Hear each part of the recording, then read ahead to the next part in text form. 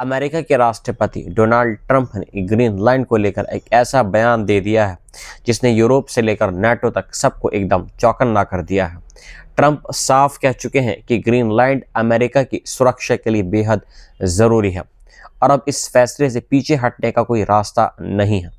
और यही एक लाइन इस पूरी कहानी का सबसे खतरनाक हिस्सा है, क्योंकि ग्रीनलैंड कोई खाली ज़मीन नहीं है, बल्कि डेनमार्क के अधीन एक खुद मुख्तियार इलाका है। और यही से अमेरिका और यूरोप के रिश्तों में दरार खुलकर सामने आ गई है।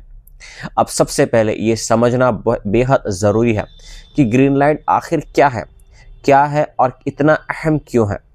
ग्रीनलैंड दुनिया का सबसे बड़ा द्वीप है, जहां सिर्फ करीब 56,000 लोग रहते हैं। ज़्यादातर इनुइट समुदाय के लोग यहाँ रहते हैं और ये इलाका देखने में भले ही बर्फ से ढका हो, लेकिन इसके नीचे छुपी हुई दौलत आने वाले समय में पूरी दुनिया की टेक्नोलॉजी और मिलिट्री ताकत को कंट्रोल कर सकती है, क्योंकि यहाँ रेयर अर्थ मिनरल्स हैं जिनके बिना ना मोबाइल बन सकता है, न मिसाइल बन सकती है और न फाइटर जेट।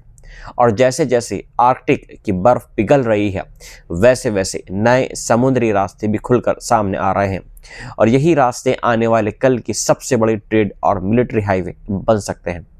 अब अमेरिका यही चाहता है कि इन रास्तों पर उसका पूरा कंट्रोल हो और इसी वजह से ट्रंप बार बार कह रहे हैं कि ग्रीनलैंड अमेरिका की नेशनल सिक्योरिटी के लिए बेहद ज़रूरी है।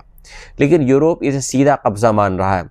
अब बात सिर्फ यूरोप की नहीं बल्कि नाटो की भी है, क्योंकि नाटो एक ऐसा सैन्य गठबंधन है जिसमें अमेरिका और यूरोप दोनों शामिल हैं और ग्रीनलैंड की भौगोलिक स्थिति नाटो के लिए भी बेहद अहम है।